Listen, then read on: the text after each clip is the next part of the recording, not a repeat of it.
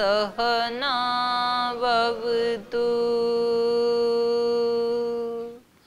सहनौ भुनक्तु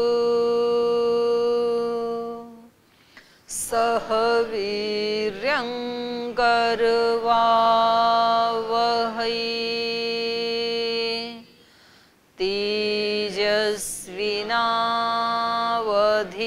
तेजस्विनावधीतमस्तु मा विद्विषावहै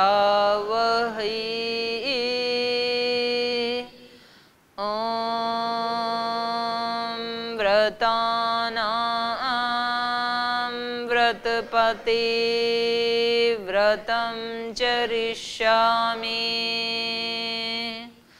तच्छकेयं तन्मे राध्यताम् इदमहमनृतात् सत्यमुपैमि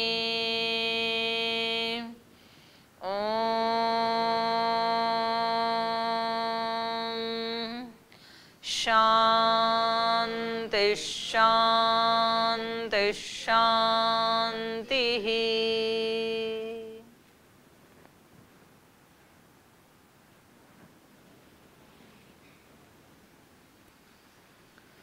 तो कल एक प्रश्न के ऊपर हमने कक्षा का समापन किया था। क्या नाम है भाई आपका? हैं? सूर्य प्रताप। भाई सूर्य प्रताप जी ने पूछा था कल कि यहाँ पर जो प्रसंग चल रहा है कि उन्होंने रावण ने उग्र तप किया और उनके तप से संतुष्ट होकर प्रसन्न होकर ब्रह्मा ने उनको वरदान दिया।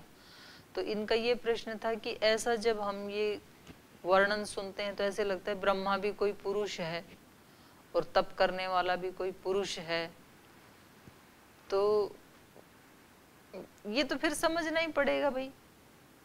ओम, यदि इस शब्द की जगह दे दिया, शब्द की जगह रावण ने प्रचंड तप के द्वारा वरदान शक्ति अर्जित कर ली, तो किससे की अर्जित? किससे की?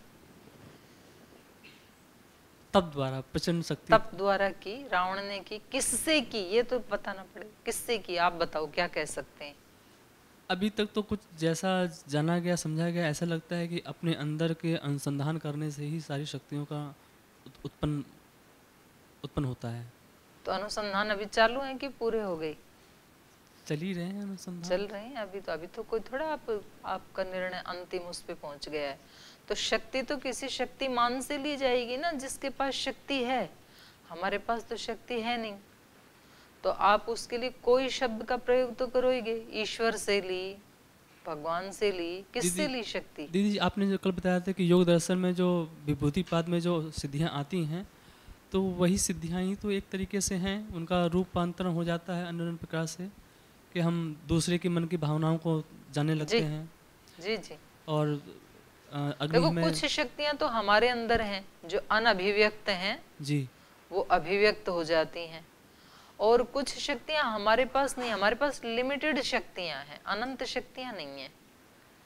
तो उससे भी ज्यादा जो शक्तियां हैं वो तो फिर ईश्वर है, सब शक्तियों का मालिक। तो फिर वर्णन ये आता है कि हम इस चरम अवस्था में पहुंच जाते हैं तो हमारी जो आत्मा है परमात्मा से मेल हो जाता है, तो हम तो आप उसको परमात्मा शब्द कह दो बस, संजय भेद मात्र ही तो है जी। इन्होंने ब्रह्मा कह दिया, आप परमात्मा कह रहे हो, तो शब्द का ही तो भेद हुआ, केवल माना तो दोनों को ना आपने।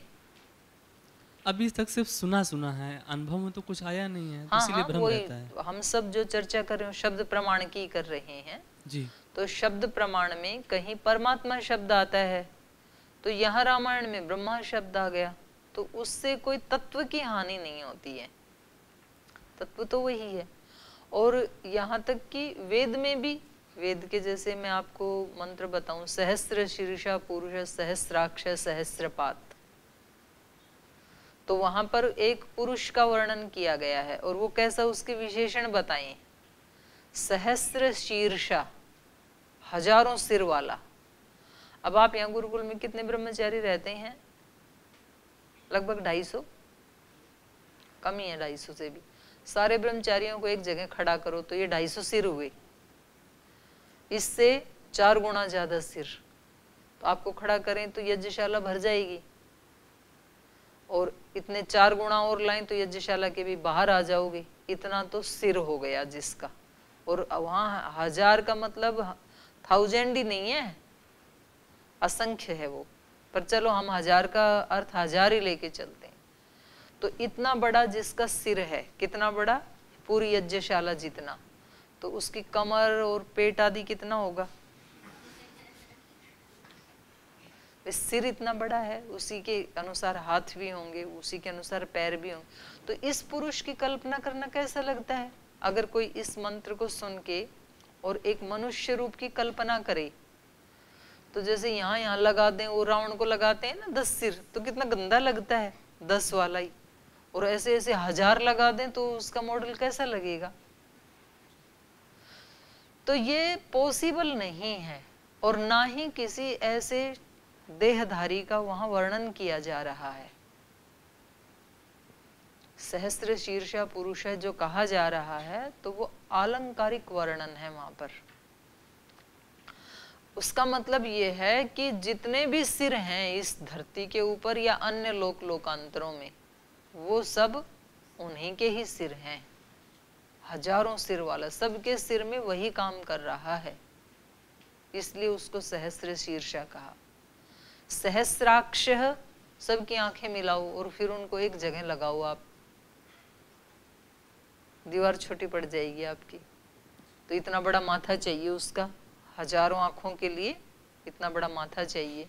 तो जब माथा इतना बड़ा है जिसमें 1000 आंखें समा सकती हैं, तो फिर उसका डील डोल आप कल्पना करो। तो अगर आप इस दृष्टि से देखने लगेंगे कि जी ब्रह्मा कहने से तो कोई मनुष्य सामने आता है, मनुष्य यदि सामने आता है तो फिर ये हमारी नादानी है, हमें उसको ठीक करना है।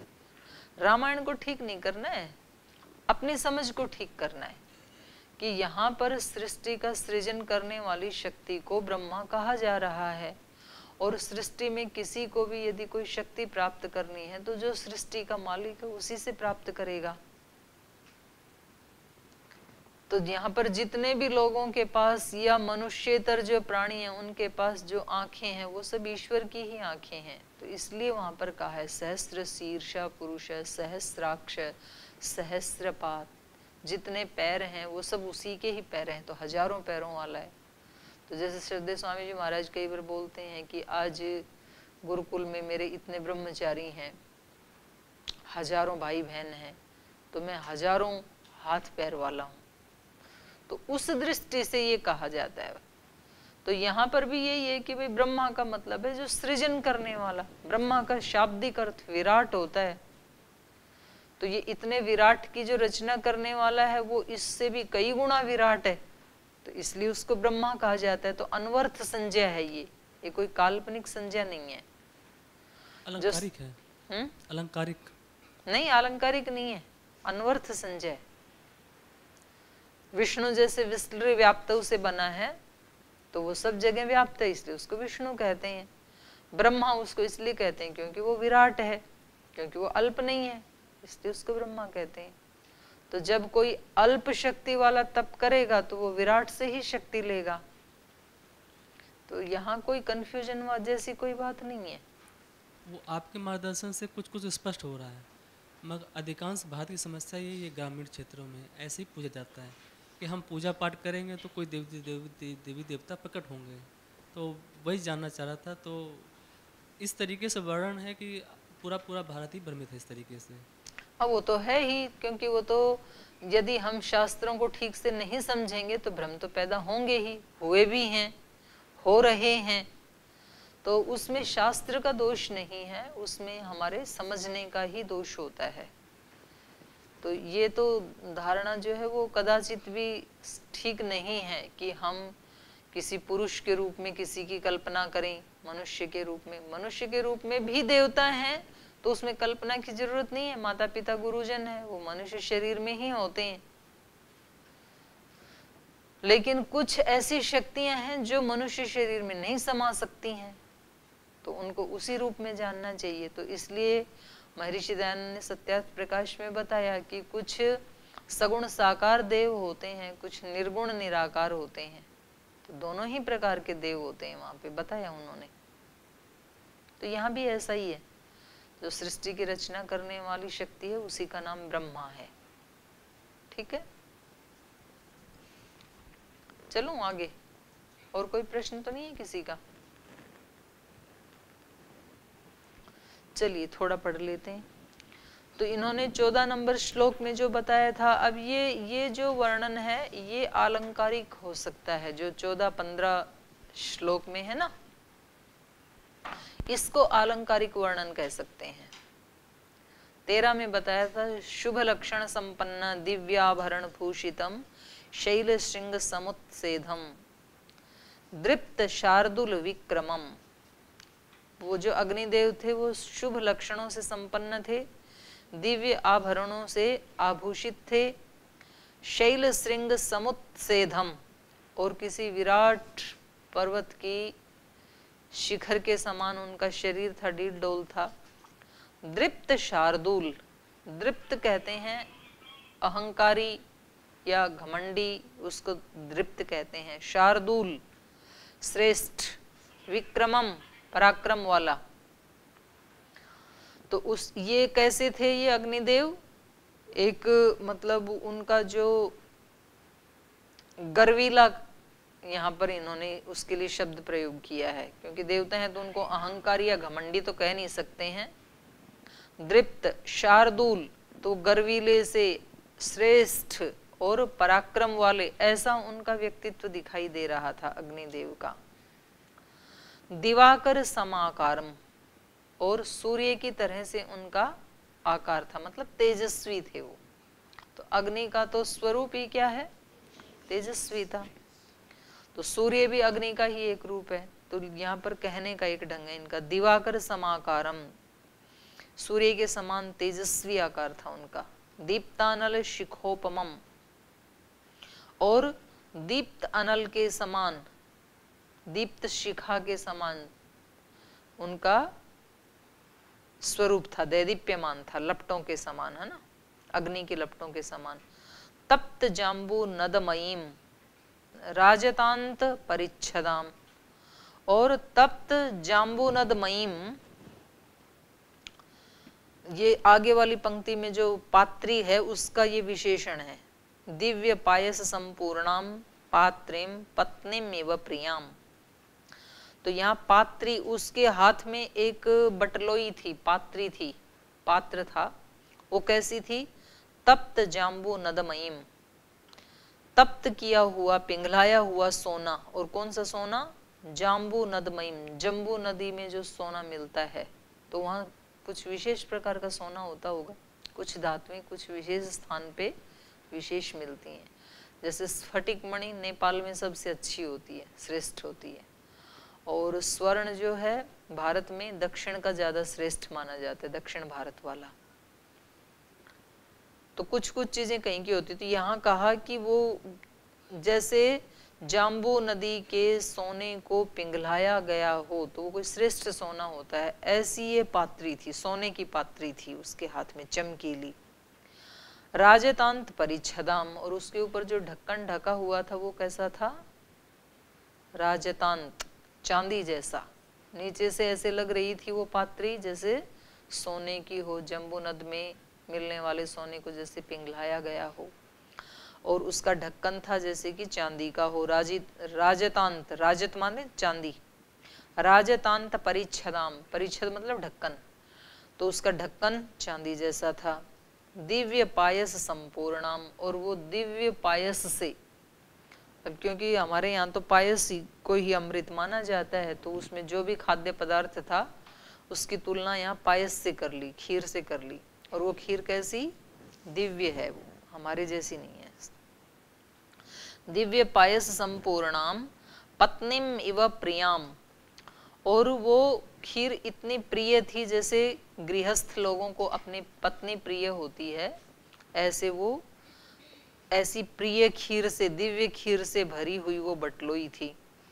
प्रगृह्य विपुलाम दोर्भ्याम स्वयं मायामयीम इव, तो ऐसी उस बटलोही को, उस पात्री को, उस थाली को प्रगृह्य दौर्भ्याम, दोनों हाथों से उसने पकड़ रखा था अग्निदेव ने। विपुलाम, पूरी भरी थी, बड़ी थी वो, विपुल थी। और स्वयं मायामयीम इव, और अपने आप में कैसे लग रही थी, जैसे कोई मायावी वस्तु हो कोई, ऐसी लग रही थी वो बटलोई।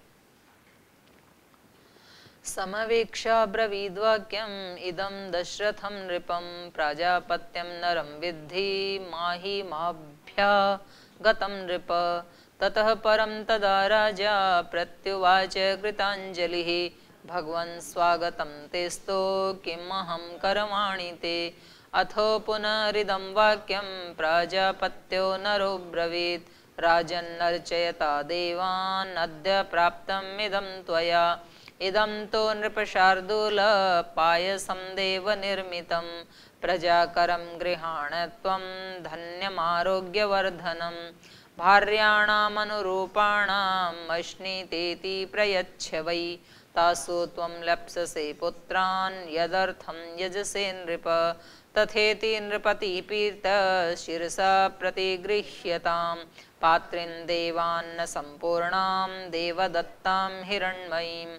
अभिवाद्य च तद्भुतम् अद्भुतं प्रियदर्शनं मुदा परमया युक्तश्चकाराभिप्रदक्षिणम्।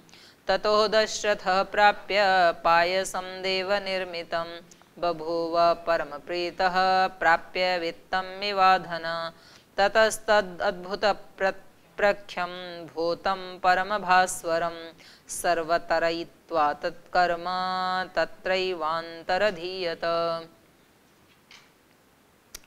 तो उस को देख करके समवेक्ष अब्रवीत वाक्यम इदम दशरथम नृपम, तो वो जो अग्निदेव थे उन्होंने दशरथम नृपम समवेक्ष, राजा दशरथ की तरफ देख करके इदम वाक्यम अब्रवीत, ये वचन बोले अग्निदेव ने।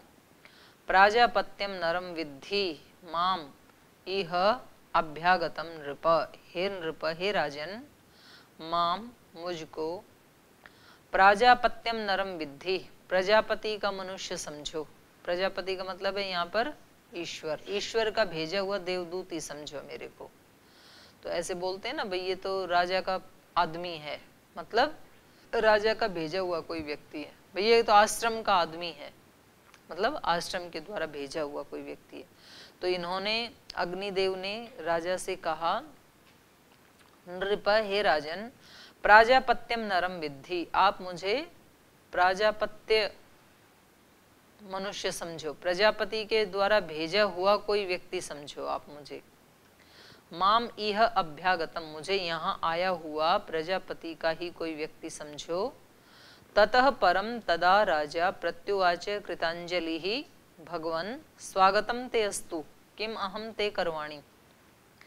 जब उन्होंने ऐसे कहा तो इसके पश्चात राजा तदा प्रत्युवाच कृतांजलि, राजा ने कृतांजलि हाथ जोड़ करके उनसे कहा, प्रत्युवाच उनसे कहा कि भगवान स्वागतम ते अस्तु, आपका स्वागत है, आप आए हैं और प्रजापति ने आपको भेजा है तो आपका स्वागत है। किम अहम ते करवाणी, मैं आपके लिए क्या कर सकता हूँ, क्या सेवा कर सकता हूँ मैं आपकी। किम अहम ते करवाणी, मैं आपकी क्या सेवा कर सकता हूँ। अथ पुनः इदम वाक्यम प्राजापत्यो नरो ब्रवीत राजन अर्चयता देवान अद्य प्राप्तम इदम त्वया।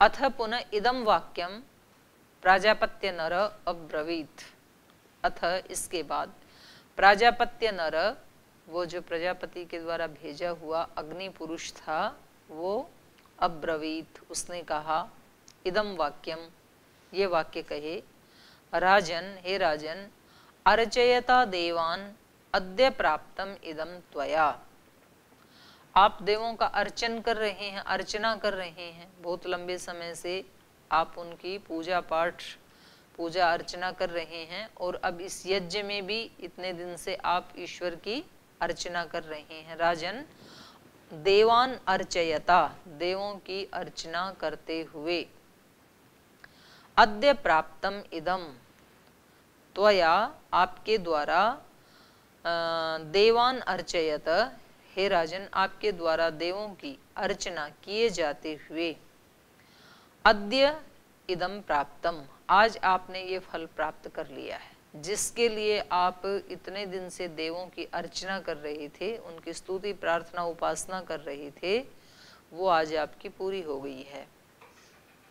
आज आपने उसका फल प्राप्त कर लिया है। प्राप्तम इदम त्वया, आपके द्वारा वो उसका भक्ति का फल आज प्राप्त हो गया है।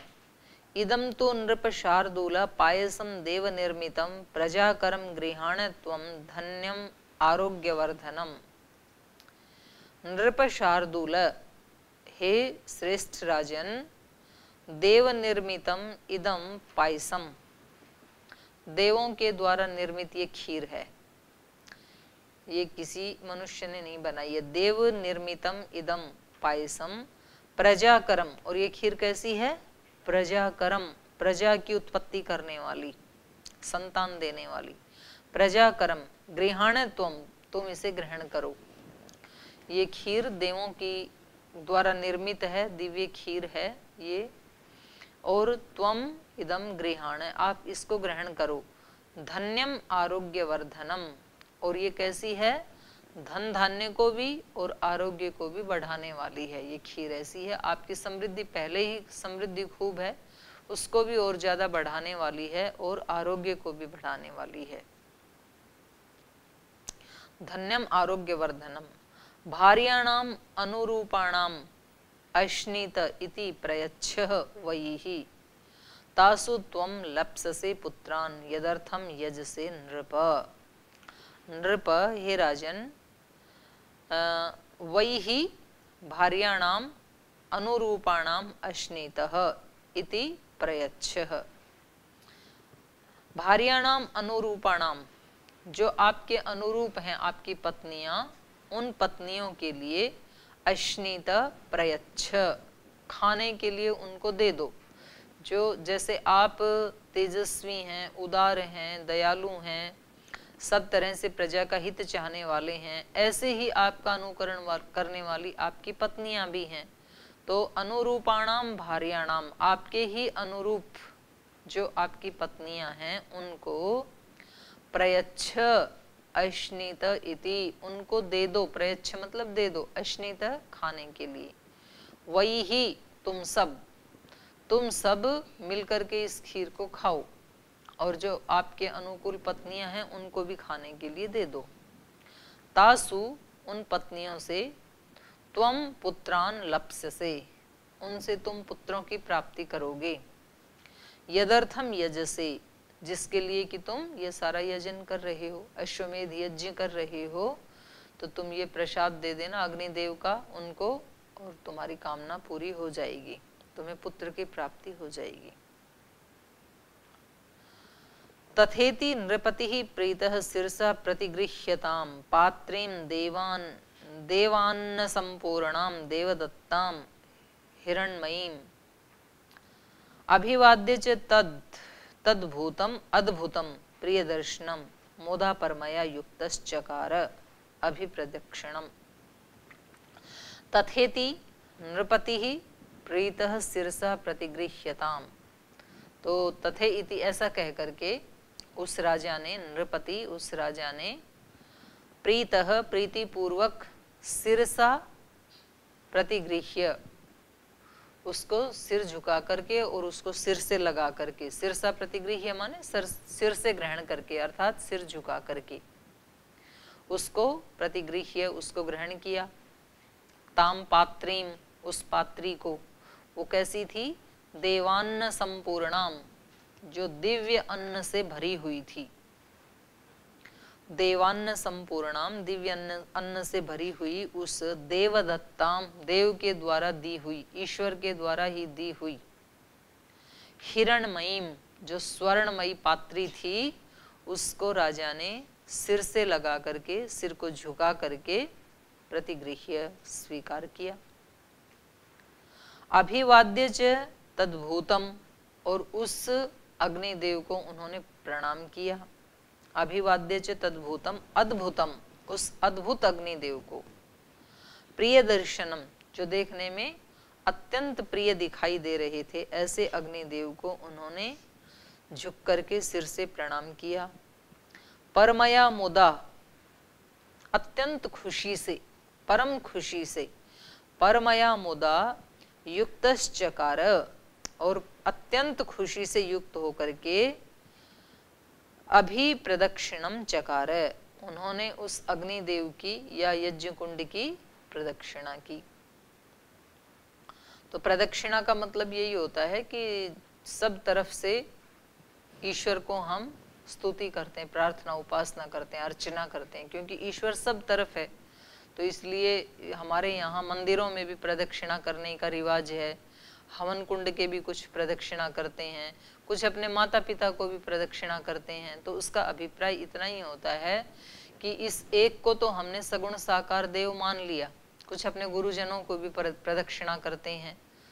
जब यहाँ वो करवाते हैं ना उपनयन संस्कार, तो अपने आचार्य की प्रदक्षिणा करता है ब्रह्मचारी। तो उसका अभिप्राय यही है कि एक देव तो ये साक्षात हमारे सामने है, लेकिन चारों दिशाओं में भी जो दिव्य शक्तियां हैं उनकी भी हम पूजा अर्चना कर रहे हैं। अभिवाद्य च तद्भूतम अद्भुतम प्रिय दर्शनम परमया मुदा युक्तः चकार अभिप्रदक्षिणम चकार, तो परम खुशी से युक्त होकर के उसकी प्रदक्षिणा की। ततः दशरथ प्राप्य पायसम देव निर्मितम, और इसके बाद राजा दशरथ ने देव निर्मितम पायसम प्राप्य, देवों के द्वारा निर्मित उस पायस को प्राप्त करके बभूव परम प्रीतः प्राप्य वित्तम इव अधनः, परम प्रीत बभूव, अत्यंत प्रसन्न हो गई, परम प्रीति से युक्त हो गई। कैसे? अधन वित्तम इव प्राप्य, जैसे कोई धनहीन व्यक्ति बहुत सारे धन को प्राप्त करके खुश हो जाता है, ऐसे ही ये इस देव निर्मित खीर को प्राप्त होकर के परम प्रीति से युक्त हो गई। ततस्तद भूत प्रख्यम भूतम परम भास्वरम संवर्तयित्वा तत्कर्म तत्रैव अंतर अधीयत। ततः इसके बाद तद्भूत प्रख्यम, वो जो अग्निदेव था उनके सामने प्राणी, उस भूत को परम भास्वरम, जो कैसा था? अत्यंत तेजस्वी था, उसको संवर्तयित्वा तत्कर्म, उस कर्म के लिए उसको वो बटलो ही उसको समर्पित करके तत्रैव, वहां पर ही अंतर्धीयत, अंतर्धान हो गई। अग्निदेव वो बटलो ही उनको दी और वहीं से ही वो अदृश्य हो गई। इसके बाद क्या हुआ इसको हम कल पढ़ेंगे। आज यही पाठ को विराम देते हैं।